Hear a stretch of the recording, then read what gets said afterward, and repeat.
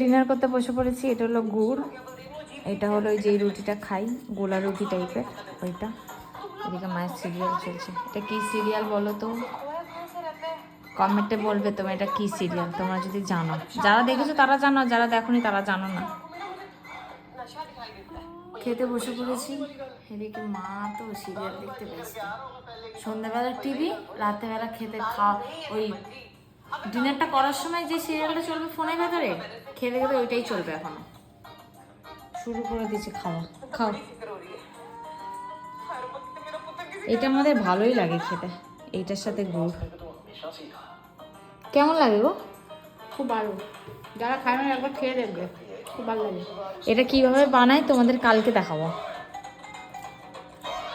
চলো গাইস খেয়ে নিই। আমার তো মুখ টুক ধোয়া হয়ে গেছে, মা ওইদিকে ডিনার করছিল বলে আমি মুখ টুক ধুয়ে নিয়েছি। খেয়ে দিয়ে ঘুমাবো, কালকে আবার ভিএলসিসি যাবো, যেহেতু কালকে বুধবার, তাই জন্য।